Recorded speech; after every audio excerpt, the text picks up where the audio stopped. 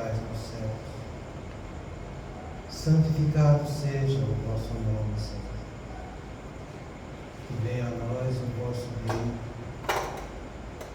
que seja feita a vossa vontade, assim na terra como no céu. O pão nosso de cada dia nos dai hoje, Senhor. Perdoai as nossas ofensas, assim como nós perdoamos aos que nos têm ofendido.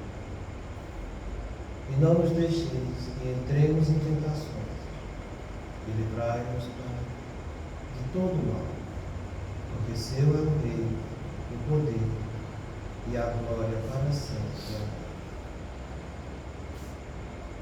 Espíritos esclarecidos e benevolentes, bondosos mensageiros de Deus, que tendes por missão assistir aos homens e conduzi-los pelo bom caminho, sustentai-me nas provas desta vida. Dai-me força para suportá-las sem murmurar. Afastai de mim os maus pensamentos e fazer que eu não dê entrada a nenhum espírito que tentasse seduzir e conduzir no caminho do mal. Esclarecei minha consciência com relação aos meus defeitos e tirai-me de sobre os olhos o véu do orgulho, capaz de impedir que os perceber e confessá-los a Deus. A ti, sobretudo, bondoso anjo da guarda, que mais particularmente velais por mim, e a todos vós, espíritos protetores, que por mim vos interessais, fazei que me torne digno da vossa proteção. Conheceis as minhas necessidades, elas sejam atendidas, segundo a vontade de Deus. Que a paz que irradia do coração de Jesus e que abrange toda a terra possa ser assimilada por todos os corações aqui presentes, tanto encarnados quanto os desencarnados, para que depois dessa paz possamos compreender as leis que regem o mundo espiritual e ter a sabedoria de praticá-las em nossa vida diária. Em nome do nosso Mestre amado Jesus, da irmã veneranda e da equipe espiritual que nos assiste, bem como dos nossos anjos da guarda, solicitamos que a água aqui exposta seja frutificada em nosso benefício. Que assim seja, damos graças a Deus.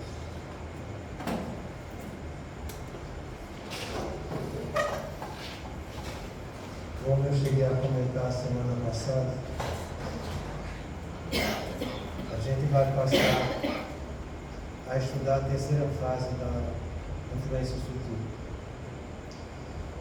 É uma fase que a gente não ainda passou sobre o seminário que o amigo faz. E a gente vai passar um pouco do vídeo, para que depois a gente volte e analise todo o conteúdo que ele passou para cada um de nós. Então, preste atenção de maneira geral, porque eu vou fazer um breve resumo do intercâmbio mental, para que depois ele dê início à terceira fase.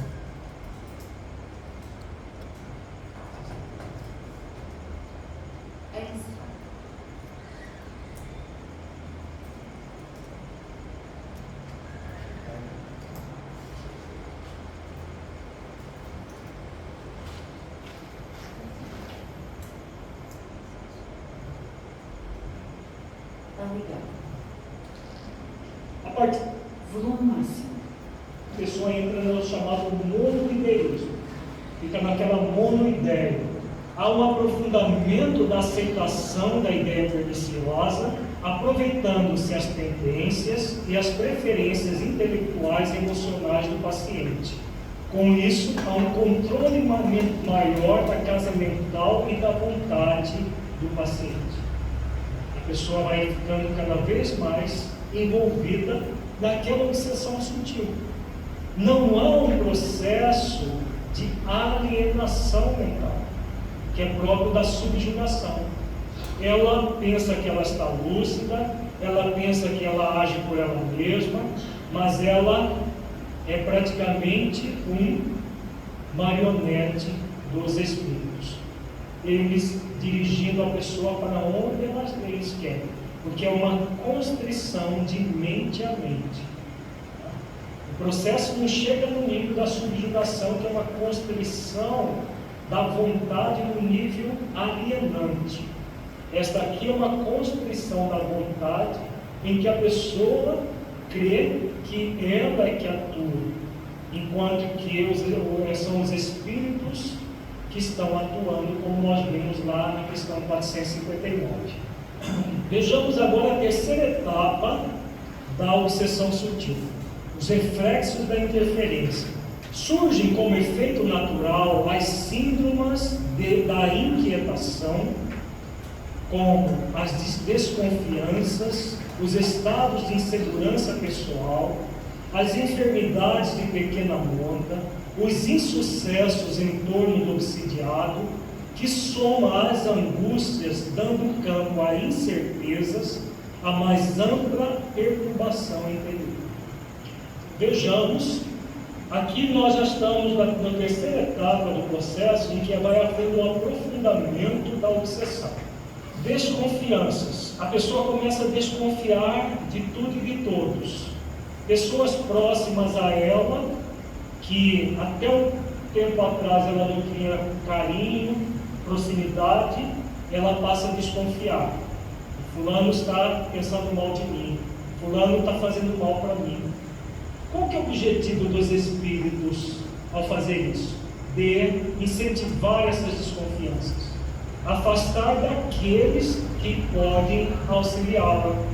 Então, eles manipulam e a pessoa acha que está agindo por ela mesma, que é ela que está tomando a decisão de afastar, mas aquilo é insuflado nela. Ao mesmo tempo, vai ampliar a insegurança pessoal. Ela passa a ficar insegura com tudo que vai fazer. Nessa insegurança, pode surgir medos, fobias e até o pânico. Vão surgindo enfermidades de pequena monta. É uma virose aqui, acolá, é um processo de uma alergia que surge. São várias situações de enfermidade que, como nós dissemos, nós vamos trabalhar no seminário Doenças e Obsessão. Mas essas enfermidades de pequena monta não são grandes doenças, mas elas afetam a pessoa e facilitam esse intercâmbio psíquico. Os insucessos em torno do obsidiado, que soma as angústias, dando campo a incertezas e mais ampla perturbação. Então a pessoa vai criando aqui um círculo vicioso, em que vai se aprofundando no estado obsessivo. Gera uma psicosfera perniciosa à própria volta, pela eliminação dos fluidos deletérios, de que é vítima, e absorve a mais condensada, por escusar-se ouvir sadias questões, participar de convívios amenos, ler páginas edificantes, auxiliar o próximo, renovar-se pela oração. Então, aquilo que nós falamos também de manhã, aquela energia mental dela, que forma a sua psicosfera, permanece tóxica. Então, ela, ao mesmo tempo que absorve os fluidos tóxicos dos espíritos, elimina esses fluidos deletérios, criando toda essa psicosfera cada vez mais condensada. E por que acontece isso? Porque a pessoa, ela se desculpa e não se movimenta nas questões sadias da vida. Convívios amenos, porque ela vai isolando-se das pessoas que podem auxiliá-la. Aqueles convívios amenos que ela tinha com amigos verdadeiros, com familiares, ela vai rechaçando. E passa a ter convívios até com outras pessoas que são perturbadores em si mesmo. Ler páginas edificantes, a pessoa começa a ter esse cansaço, ter um sono hipnótico durante a leitura. O processo de auxiliar o próximo, se ela está perturbada em si mesma, dificilmente ela vai conseguir auxiliar o próximo com eficiência. e, sobretudo, a renovação pela oração. Tem gente que se recusa a orar. Nesses momentos, ela se recusa, às vezes, diretamente, ou às vezes ela faz orações, mas orações maquinais, sem participar efetivamente da oração. Faz orações porque está acostumada a fazer, principalmente nós do movimento espírita, nós estamos acostumados a fazer. Mas a pessoa faz aquelas orações maquinais sem adentrar no sentimento ligado à oração. A oração passa a ser uma oração egóica e não uma oração essencial.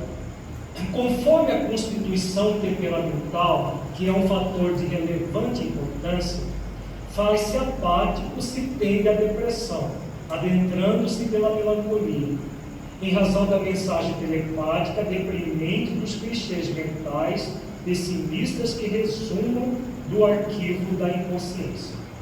Então, quando a pessoa tem uma tendência à depressão, o que vai acontecer é exatamente a doença da depressão, com todo o processo ligados aos clichês mentais pessimistas do passado, que vão ressumando dos porões do inconsciente, como diz Filomeno, e produzindo cada vez mais um estado de doença.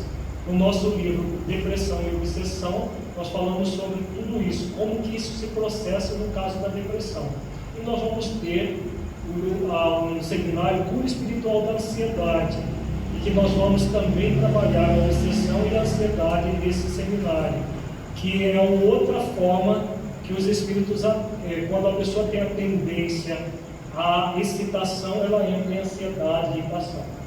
Então, no sentido oposto, ser adotado de constituição nervosa excitada, torna-se agressivo, violento, em desarmonia de atitudes, explode por monadas, do que logo se arrepende, expondo a aparelhagem psíquica e os nervos a altas cargas de energias que danificam os sensores e condutores nervosos, com singulares prejuízos para a organização físico-psíquica. Então, isso aqui também é muito comum.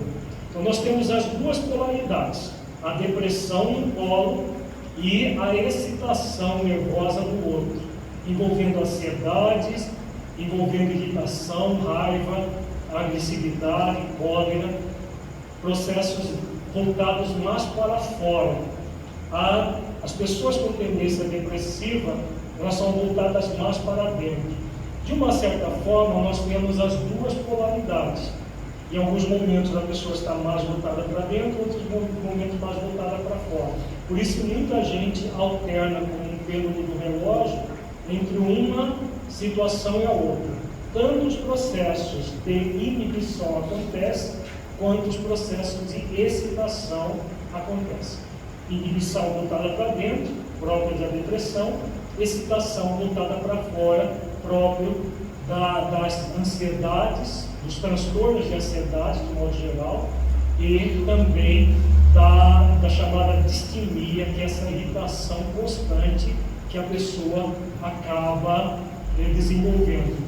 E isso tudo, como diz Filomeno, a pessoa se torna agressiva, violenta, desarmonizada, explode por qualquer motivo, vai gerando todo um estado perturbador nas energias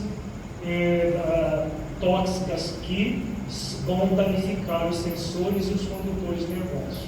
Por isso que, como nós falamos agora há pouco, o processo obsessivo, quando é feito em continuidade, quando a pessoa não se trabalha para se libertar dele, gradualmente vai havendo lesões do sistema nervoso, lesões do sistema mental, que é um sistema psíquico, e que com essas lesões pequenas no início, que vão se somando, pode chegar à alienação. Por isso que a maioria dos casos termina em subjugações, em alienações no final da existência da pessoa, porque é uma somatória de prejuízos para a organização físico-psíquica, como o Filomeno diz, que vai ampliando até haver danos irreversíveis para a criatura. Nesse período, pode-se perceber os estereótipos da obsessão, que facilmente se revelam pelas atitudes inusitadas, pelo comportamento ambivalente, equilíbrio e distonia, depressão e excitação, alienando a criatura. Então ela vai ficando alternando esses processos. Uma hora está calma, outra hora está subindo pelas paredes.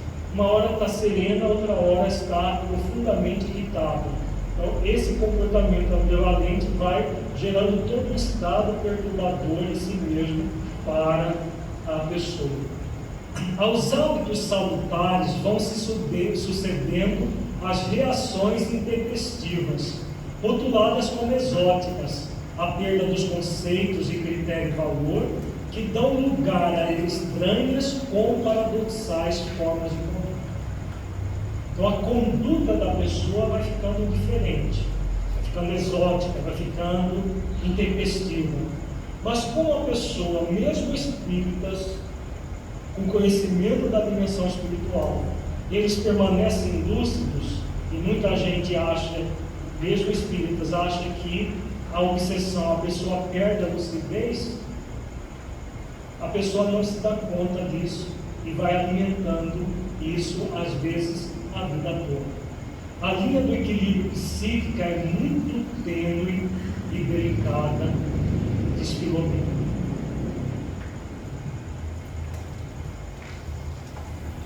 Já viu bastante.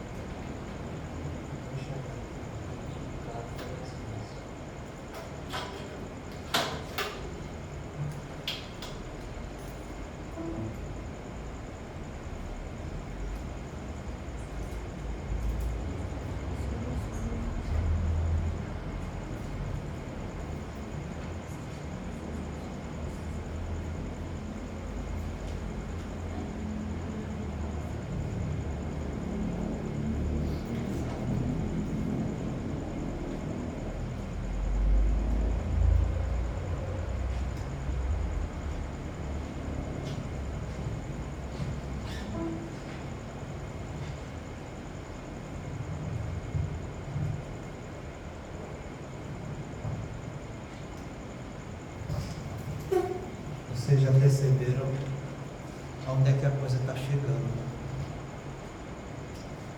Vocês viram ele falar transtorno depressivo, distúrbio de ansiedade, síndrome da irritação. Isso são os quadros neuróticos. Os quadros neuróticos que a gente tem, quando é o eu projetivo do ontem que predomina, você tem a depressão. Quando é o eu projetivo do amanhã que domina, você tem os transtornos de ansiedade. E quando você tem o eu experiencial conflitante, que é a irritabilidade, você tem o estresse. Então são os três quadros que a gente tem nos quadros neuróticos. Então tudo começa, como a gente viu, com uma ideia que chega no seu campo mental, que você percebe, você analisa, mas que você resolve assimilar, sabendo que aquilo ali não é bom. Aí, essa é a primeira fase que a gente viu, estudou, a percepção e a assimilação da ideia. A segunda fase é o que a gente acabou, que é o intercâmbio mental. Então depois que você assimila, percebe assim, depois que você começa a trocar ideia, de que a gente viu que você tem um monoideísmo e depois ele vai se estendendo para as outras tendências e fatores emocionais que a gente tem, porque ele começa a tomar conta da nossa casa mental, e desse intercâmbio mental vai gerando consequências muito desastrosas para nossa vida. E as consequências é o que ele chama de reflexos da interferência. Reflexo é uma coisa automática e inconsciente. Então você percebe a si mesmo, fica trocando ideia e, em consequência, independente da sua vontade, você vai sofrer os danos dessa interferência na sua carnalidade. Está dando para entender? Então a coisa começa a se exteriorizar. Até então, você tem um processo que é interno, intrínseco de uma atividade mental. Quando você começa a ter o reflexo da interferência, a pessoa começa a mostrar fora o seu transtorno da influência negativa. Alguns estudiosos da doutrina espírita, eles falam que entre você ter a percepção de você começar a esboçar os primeiros sintomas dessa influência negativa, existe um período médio disso aí, em torno de 2 meses. 2 meses. E é interessante que, do ponto de vista médico, é mais ou menos isso, sabe? De 2 meses até um pouquinho mais.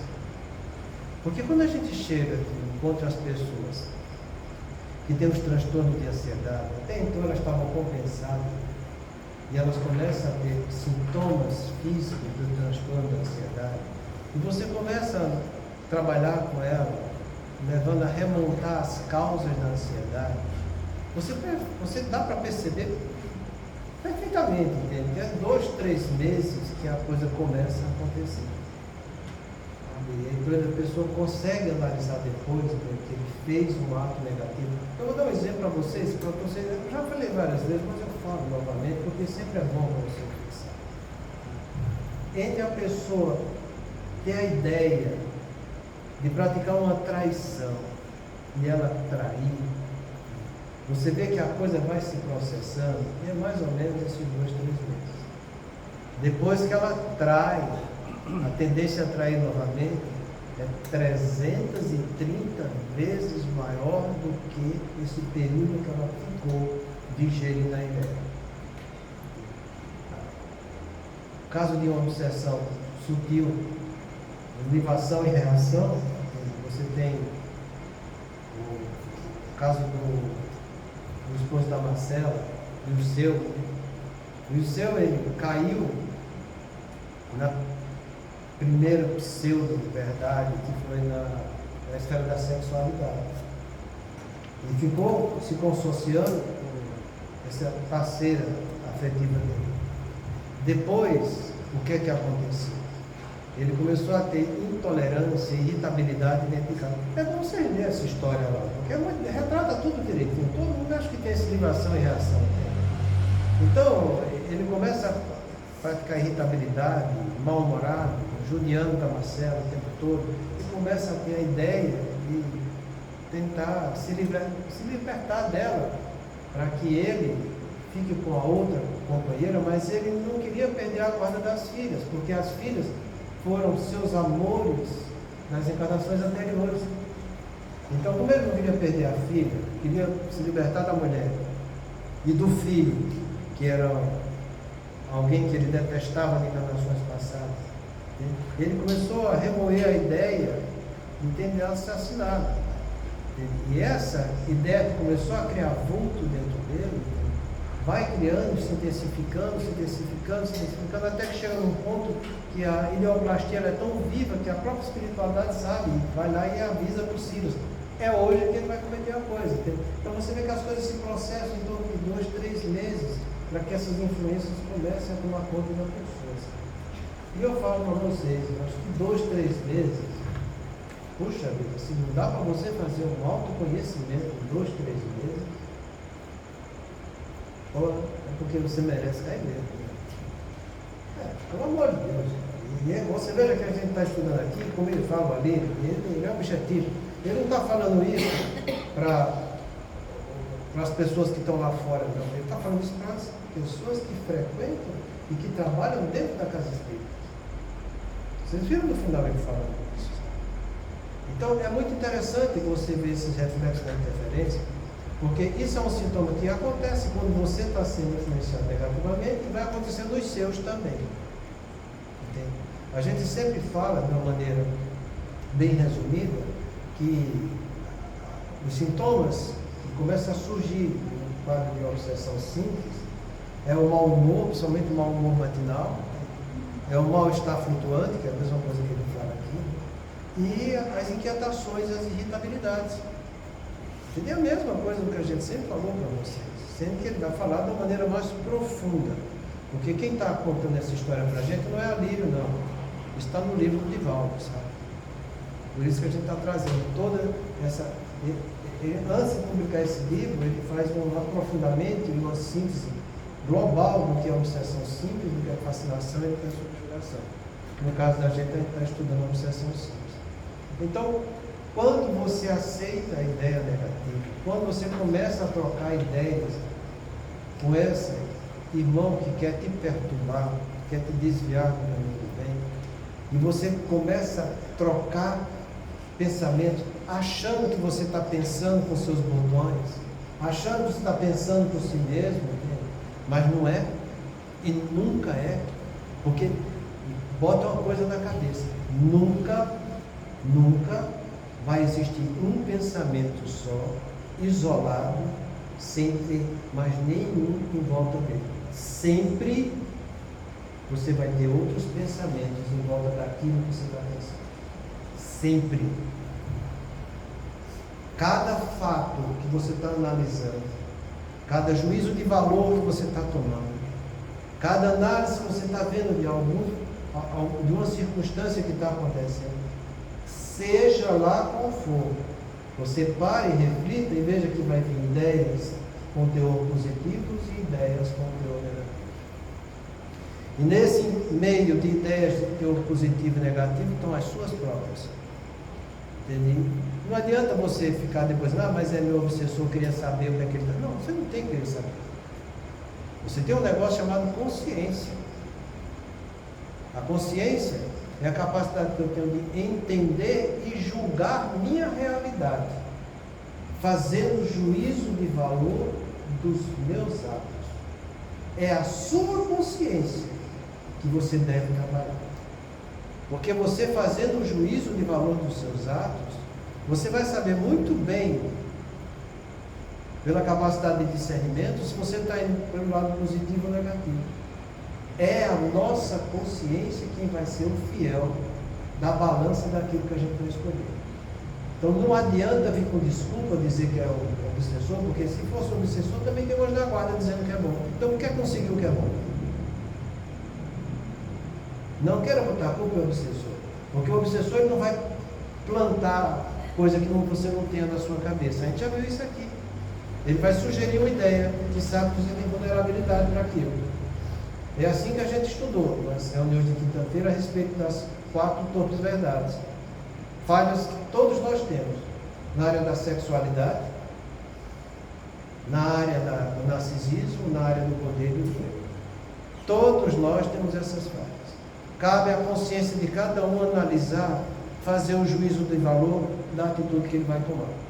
Se você escolhe o negativo, você se compraz com isso. Você é desse jeito. Seu anjo da guarda vai ficar se descabelando por isso? Não. Ele sabe que você vai aprender com essa experiência. Você vai sofrer, porque você escolheu esse caminho. Mas você vai sair vitorioso, porque no final, todo sofrimento vai te convidar a você retornar para o caminho do bem. Então, a gente pode muito bem, com a nossa consciência, fazer a escolha seguinte. Se você não faz, quando a gente analisa e vê na questão do Livro dos Espíritos, eu acho que a questão 607A, ele fala que no nosso processo evolutivo, quando a gente ganha no reino animal a capacidade de ter consciência, a gente penetra no reino nominal. E essa consciência, ela vai se desdobrar em 3 pilares. A consciência do futuro, que é eu saber que eu tenho um amanhã. Eu tenho um Deus que é imaterial. Eu tenho um mundo espiritual. Você vê isso nos silvícolas mais antigos que possam existir. Ele tinha os deuses dele. Ele acreditava nas forças espirituais. Isso nasce com a gente. É a consciência do nosso futuro. também chamada consciência do amanhã.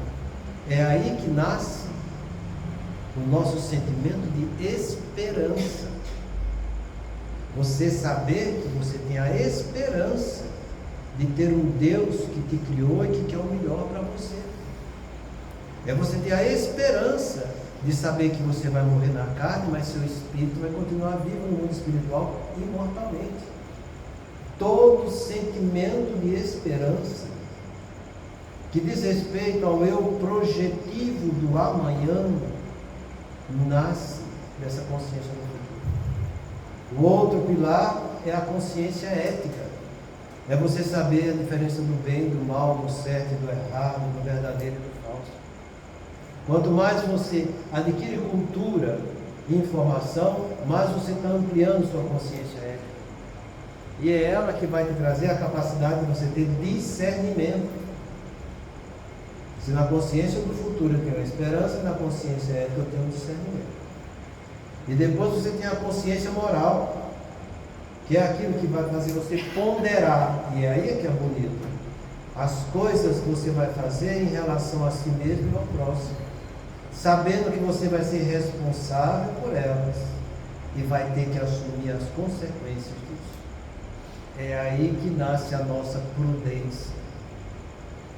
É nessa consciência moral, coisa que a gente precisa muito desenvolver, porque é ela que vai julgar a realidade do que eu estou fazendo esse juízo de valor, sabendo que vou ter que ser responsável e assumir as consequências. Por isso que a gente diz que é inseparável a responsabilidade da consciência. Não consegue separar uma coisa da outra. Se você age com consciência, você assume a responsabilidade e a responsabilidade vai te aprovar. Porque ser responsável é eu justamente assumir as consequências do que eu fiz. Vai ver a definição que é essa daí. Quando você age ferindo a sua consciência, a responsabilidade vai te chamar a noção da realidade para que você volte e seja uma pessoa consciente. No livro Instruções Psicofônicas do Chico, tem uma mensagem de uma irmã nossa que cometeu suicídio, que ela começa justamente falando isso. As pessoas precisavam entender a união que existe entre essa palavra consciência e a palavra responsabilidade. E ela vai dissertar o que ela fez em cima disso. Então, a gente precisa analisar um pouco, pelo menos fazer uma avaliação de autoconhecimento. O ideal seria fazer todo dia. Mas se você tem dificuldade de fazer todo dia, faz pelo menos umas 4 vezes por semana. Porque se você começar a fazer isso, você vai aprender a se conhecer.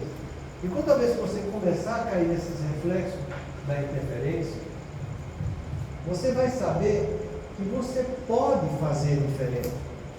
Para que a coisa não se aprofunde. Porque a coisa começa de uma maneira muito sutil.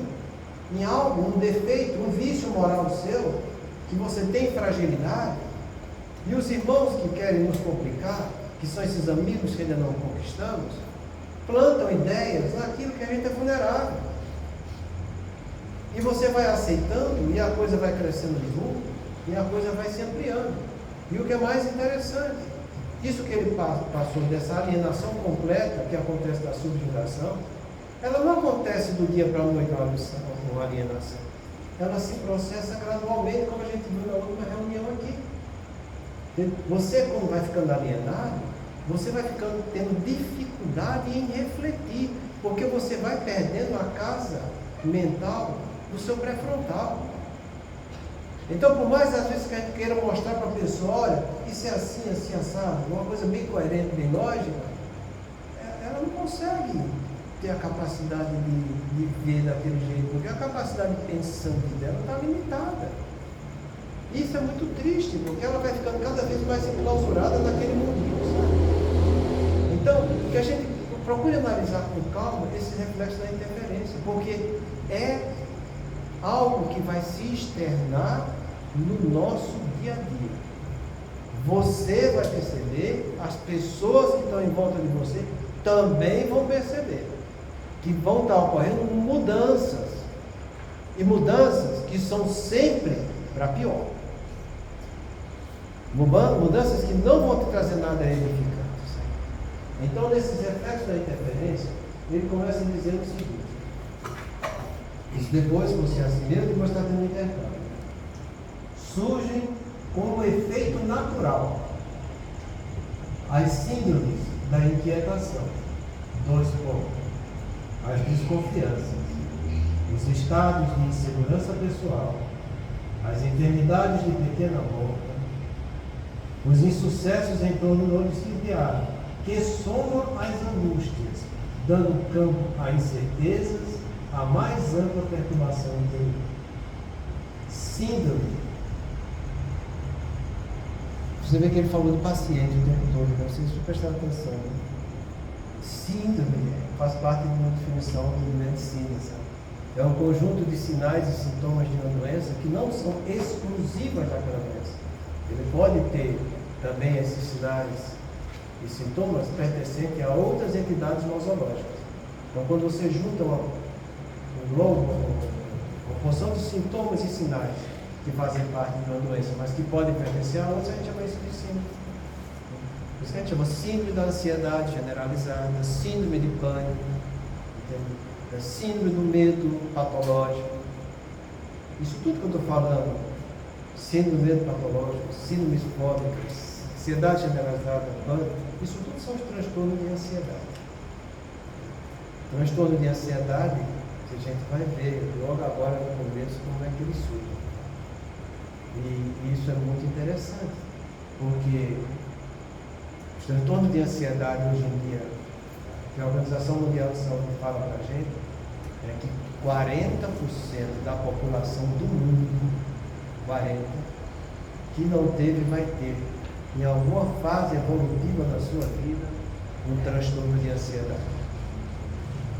É muita coisa.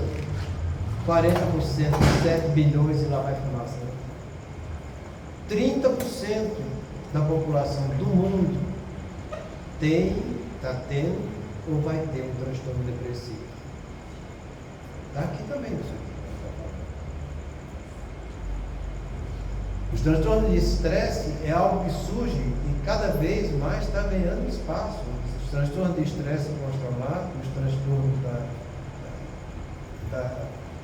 como ele até coloca a distimia como transtorno de estresse, mas hoje, do ponto de vista da psiquiatria, a gente chama mais a distimia como dos transtornos de humor, diferente da depressão, mas também transtorno de humor. O que é interessante dela é que ela causa também muita irritabilidade, mas vamos citar o predominante da irritabilidade e doença são os transtornos do estresse. E aí a gente tem que ter muito cuidado, porque estresse acontece toda vez que no meu dia a dia, que é um problema do eu existencial, experiencial agora, é quando eu me julgo incapaz diante de um problema. Toda vez que eu estou incapaz diante de um problema, eu estou tendo estresse e doença.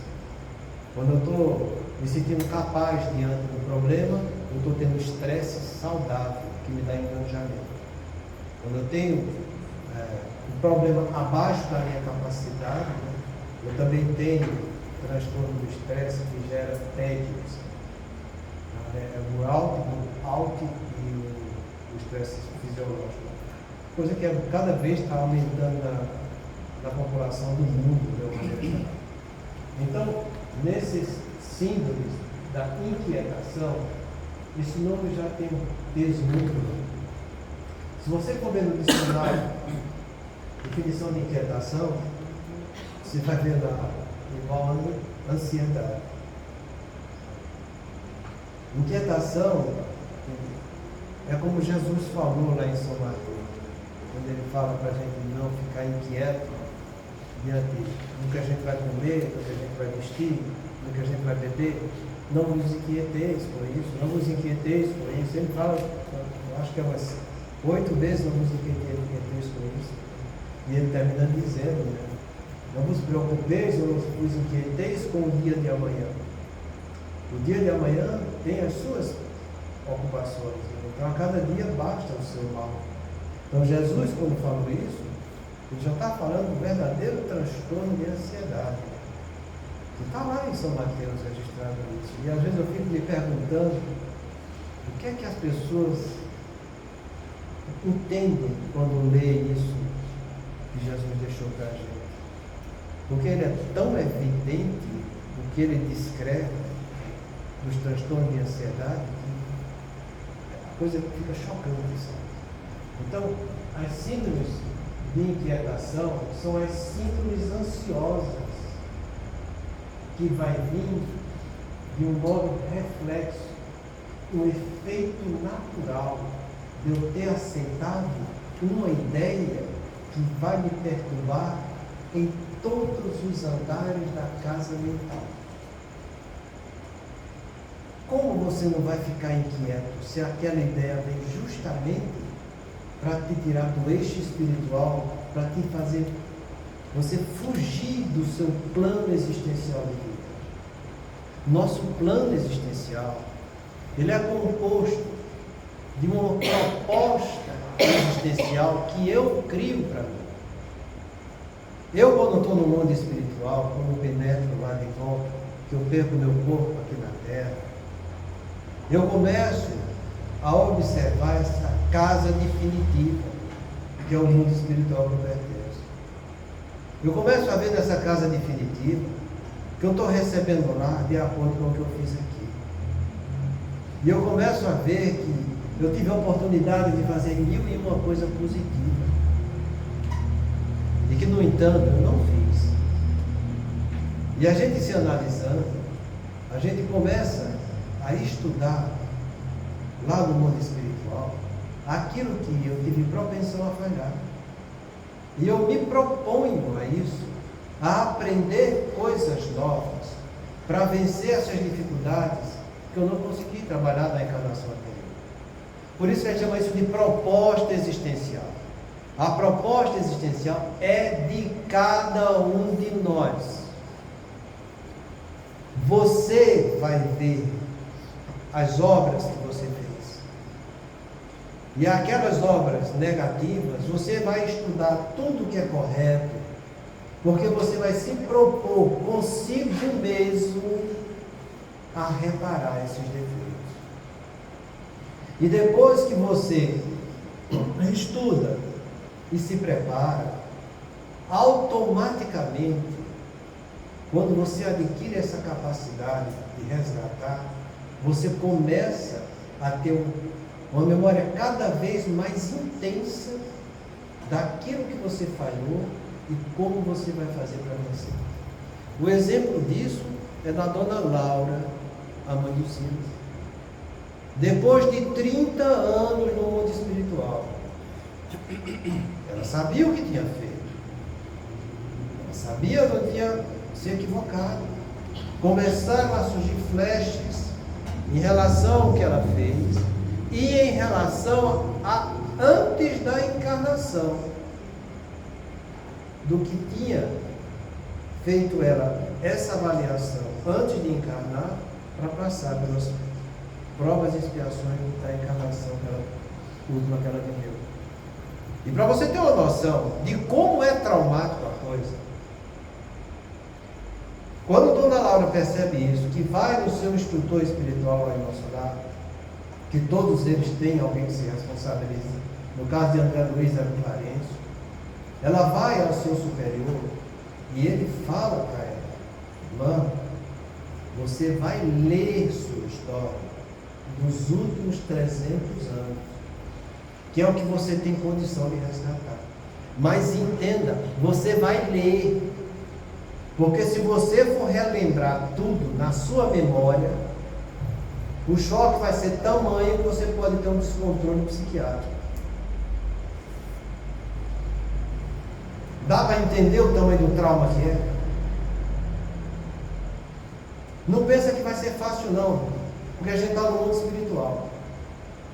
Então ela vai ler, para que lembre, ela veja a história como se fosse de fora, para que depois ela relembre de dentro e não tenha tanto trauma nas propostas existenciais que ela fez para a última encarnação, em virtude dos débitos que tinha das encarnações anteriores, e que ela se preparou, e que ela estudou, e que ela foi referendada pela espiritualidade superior, que diante desse propósito montou um programa para ela, de acordo com a capacidade dela.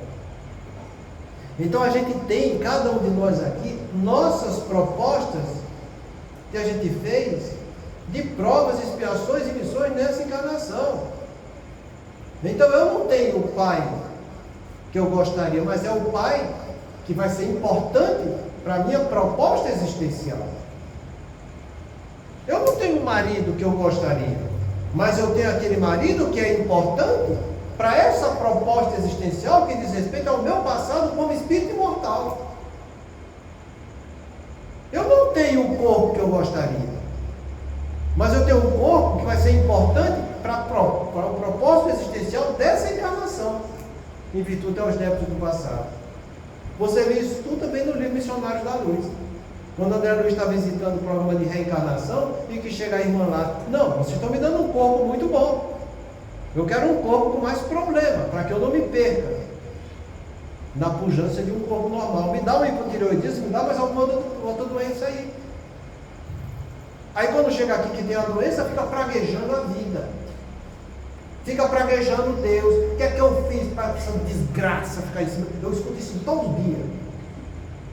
Paciente chamando de doença desgraça. E eu fico imaginando, o que é que vai ser de você amanhã? O que é que vai ser? Porque quando ele vê ele dizendo essa desgraça, ele vai ficar vendo por que essa desgraça, ele foi atrás dela para ele. Então quando a gente fala que a gente está passando por provas, expiações e missões, em nós com o nosso corpo, em nós, na nossa família, em nós com o nosso cônjuge, em nós no meio socioeconômico, é porque isso faz parte do nosso propósito, que cada um aqui escolheu. Não pense que algum anjo da guarda vai dizer, não, de última hora eu vou te dar isso aqui, que você não se preparou. Não. Para de puerilidade, né? Amadurece um pouco. Porque você fez esse propósito. Eles montaram o programa de acordo com o seu propósito, o que era melhor para você. E olha, que às vezes a gente quer tanto um propósito importante para que a gente se liberte do peso de consciência das besteiras que a gente fez, que você vê como está no livro Memórias de um Suicida, o irmão lá que montou uma proposta existencial para ele extremamente torturante, e que as pessoas que trabalhavam lá no Lar de Maria aceitaram para ele, porque seria importante. Mas de última hora veio a mensagem direta de Maria, que tudo supervisiona. Volta e refaça esse programa, porque o que ele está querendo vai ser muito difícil dele cumprir.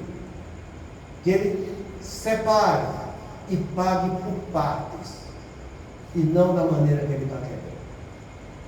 É isso que a espiritualidade superior vai fazer conosco. Agir com indulgência, suavizando a coisa, para que a gente não se comprometa querendo dar passos maiores do que o que a gente pode dar. E eu faço questão de dizer isso, para que nenhum, a partir de agora, fique reclamando da vida que tem. Porque a vida que cada um tem é o programa que a espiritualidade superior montou, de acordo com as condições que cada um tem para levar adiante. Então reflete nisso, porque isso é importante para a gente. Então até esses irmãos espirituais que vão chegar junto da gente na encarnação vigente, até isso é analisado no mundo espiritual. E eles vão chegar porque a gente vai ter condição de, fazendo melhor, ajudá-los a despertar também para o caminho melhor da vida. Então, quando um irmão desse vem nos trazer um pensamento para desestruturar a gente, e compreenda que não é ao acaso, faz parte do teu plano existencial. O plano é quando eu junto o propósito com o programa. Então eu tenho um plano. A junção dos dois. Então eles vêm, é natural, faz parte do show. Kardec fala, obsessão simples não passa de exercício moral. Exercício de conduta. Exercício de prática de dever.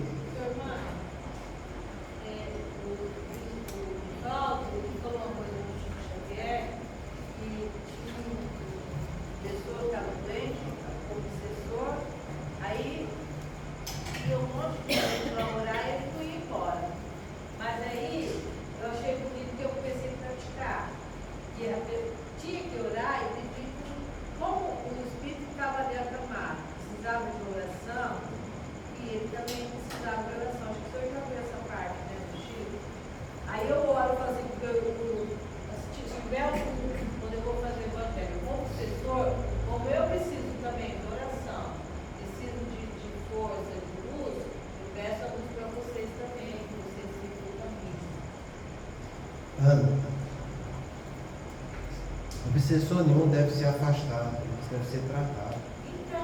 E o primeiro tratamento quem dá somos nós. Porque somos nós que estamos envolvidos com ele, não são os outros. Se o problema é meu, sou eu que tenho que resolver. A gente, quando vai fazer oração para os nossos anjos da guarda e para os nossos amigos que ainda não conquistamos, a gente faz para que eles sejam esclarecidos. E é a gente que tem que dar o exemplo para ele. Se você não der o exemplo, a coisa vai ficar muito complicada. Então, que a gente dê o exemplo fazendo o que é certo. Você vai perceber? Vai. Você vai ter esses ciclos da inquietação, das ansiedades da vida? Vai. Ansiedades, que o sintoma físico da ansiedade mais comum é isso aqui, que é a angústia. Então, essas síndromes ansiosas da inquietação, em que ele já começa falando da desconfiança, é um ato extremamente natural. Porque presta bem atenção, você tem um contexto de vida que você vem levando. De uma hora para outra, vem algo negativo que você aceita, e que em cima daquele negativo a coisa vai se ampliando, você vai trocando ideias, e você vai começar a ser sugerido a ver coisas que você não via, que nem existe.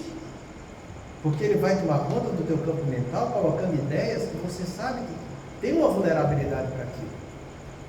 Então você começa a desconfiar de tudo e de todos, e até de você. Porque você sabe as mudanças que estão acontecendo consigo. Todo mundo sabe, ó. E você começa a desconfiar, entende? Mas como eu estou passando por prova e expiação no meu corpo, na minha família, no meu esposo, minha esposa, no meu sócio econômico, então o que é que vai acontecer? Vão vir ideias conflitantes em cima dessas provas, em cima dessas expiações. Então você já tem um casamento que é um casamento expiatório? Imagine. Já tem coisas que você está tendo que trabalhar um com o outro. Vai vir o quê? Mais ideias perturbadoras em cima desse casamento expiatório. Você tinha problemas com o seu pai e com a sua mãe? Pode ser. Um dos pilares da expiação. Então vai vir mais ideias conflitantes em cima disso. É com seu filho? Por que não? Eu dei o exemplo do Iseu. Ele tinha 3 filhos. As 2 filhas foram as namoradas dele. Em que ele tirou da casa, ele era casado. Vocês vão ver essa história lá. Ele tirou 2 crianças da casa e seduziu as 2. E aquele homem que veio justamente ajudar essas crianças, é o filho primogênito dele, que ele tinha a diversidade com ele. Entende? Então, essas coisas a gente sabe. Então, você vai ter filhos que você vai ter uma afinidade maior e filhos que você não tem uma afinidade tão grande. Quando ele voltou, ele ficou um bom tempo fora. Né? E quando ele voltou, a Marcela tinha se casado, que é esse filho. É esse filho. Esse esposo da Marcela. Só para complementar a ideia, vamos falar a história toda. Na encarnação anterior, ele era casado com a mesma Marcela que casou nessa encarnação. E nessa encarnação, ele traiu a Marcela, seduzindo 2 crianças. E essas duas crianças que ele seduziu são as duas filhas dele no momento. Que ele vem para transmutar a energia viciante sexual numa energia educativa familiar. E depois que ele abandonou a Marcela se casou de novo na outra encarnação. E quando ele ficou doente, ele voltou para Marcela querendo que Marcela cuidasse dele. E quando encontrou ela casada com ele, ela matou o marido dela, que hoje é o filho do Rogério. Então é uma história bonita para a gente ver que as nossas histórias, não estou dizendo que vão ser tão trágicas assim, mas que também vão ter cheio de flores. Entende? Isso é importante a gente saber. Porque nesse campo todo que você está passando por provas, expiações e lições, entende? Você vai ser insuflado com ideias negativas que vão te gerar desconfiança. Então você vai desconfiar do marido, desconfiar da mulher. Só para terminar, eu falei pouco hoje, porque o marido falou para vocês verem no livro de Libertação, eu falei isso para vocês agora no capítulo 6 ou 7. André Luiz está vendo uma mulher desencarnada e uma encarnada na cidade trevosa, entende? E a desencarnada insuflando para que ela brigasse com o marido, porque era o desafeto deles, entende? Porque ela tinha que espizinhar o marido, ela tinha que ocupar ele, ocupa esse homem, não deixa ele fazer as coisas, vai encher o saco dele dia e noite. Mas ele está indo para a religião, está melhor. Não, enche o saco, ocupa ele, não deixa ele para essas coisas não. Aí eu perguntei, como é que ela vai acordar? Vai acordar com essas ideias conflitantes. E o que é que ela vai fazer? Vai fazer o que ela escolher. Tem alguém aqui que não fica ocupando o marido? É só essas coisas. Ou tem algum marido que não está ocupando muita mulher? Vê.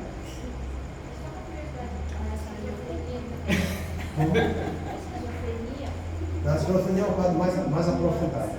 Aí você vai ficar embaixo dos transtornos neuróticos.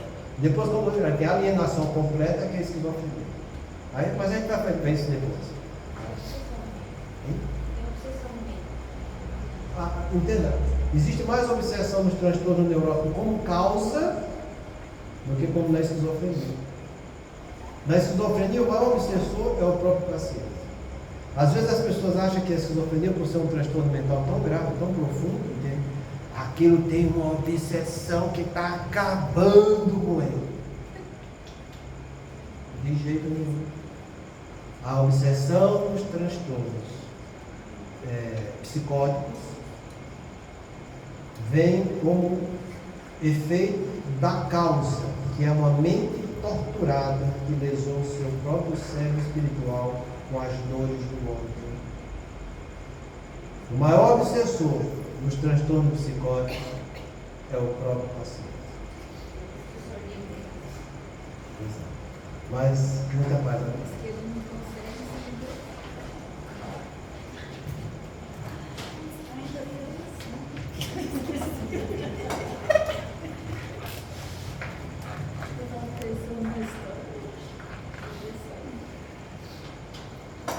Façamos nossa prece pelos amigos que ainda não conquistamos. Deus misericordioso, que a tua bondade se estenda por sobre todos os espíritos que se recomendam às nossas preces, em particular os amigos que ainda não conquistamos. Bons espíritos, que tendes por única ocupação fazer o bem, intercedei comigo pelo alívio deles. Fazei que eles brilhem diante dos olhos no raio de esperança e que a luz divina os esclareça acerca das imperfeições que os conservam distantes da morada dos bem-aventurados. Abri-lhes o coração ao arrependimento e ao desejo de se depurar, para que se lhes acelere o adiantamento. Fazer-lhes compreender que, por seus esforços, podem encurtar a duração de suas provas. Que Deus, em sua bondade, nos dê o entendimento da fraternidade e que nos fortaleça para preservarmos juntos nas boas resoluções. Que essas palavras repassadas de benevolência possam suavizar-lhes as penas, mostrando que nos compadecemos com o seu sofrimento e que lhes desejamos toda a felicidade. Senhor Jesus, possamos todos nós sair daqui mais fortalecidos